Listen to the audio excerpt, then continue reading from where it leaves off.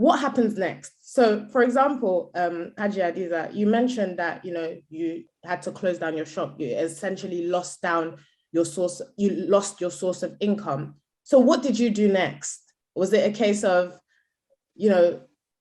being down in the dumps for so long, or did you just pick yourself right back up and say, okay, what's the next best thing? Everyone reacts differently to challenges. So what do you do next when life happens, basically, is my question. So we'll continue with you, Haji Hadiza, and then we'll ask Yusuf to let us know what he did. Okay. So when it happens, as I said, your first reaction is an emotional reaction because you're only human. Yes. You just think, oh my God, oh my God. Perhaps you begin to panic and you think, there's no, how do I go about this? This is so overwhelming. Yeah. I can't do this.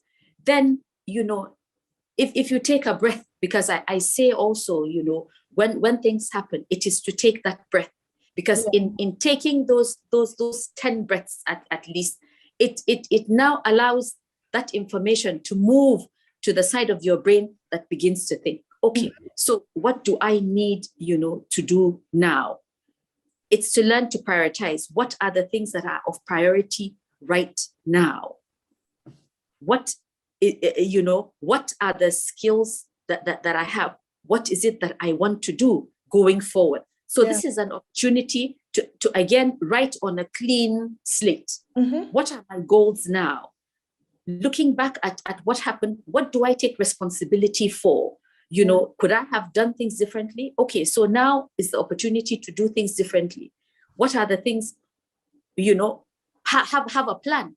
So assess the situation, where do I want to go from here in terms of, a job? So do I want to go on my own, or do I want to, work for somebody? I knew that, I wanted to go out on my own. So it was time to go out on my own. And this happening was perhaps making that decision come quicker. Yeah. And okay, so I need to be able to earn money because I have to support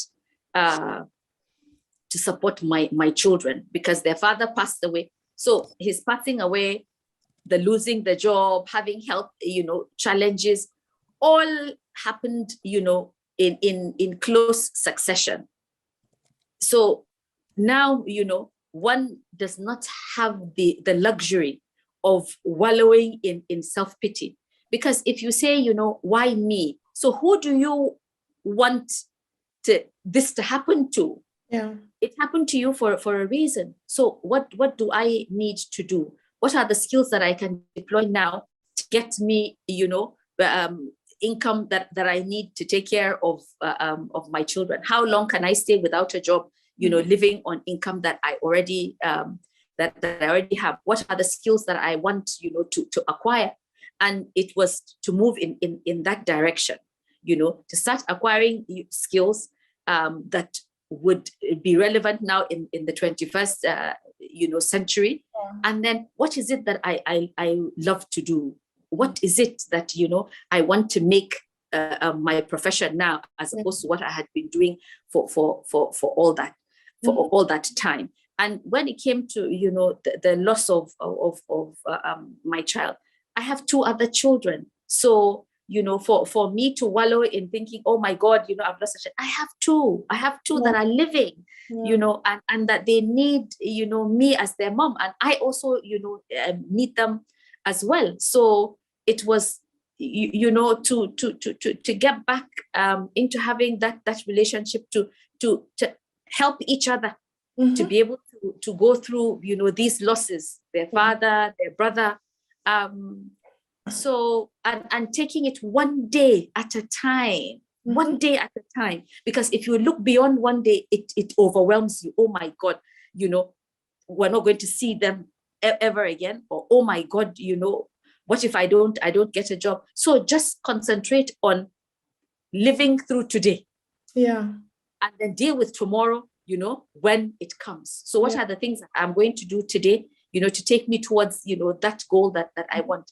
Enjoy having, my children that are there, that I can touch, that I can, feel. that I can, relate with.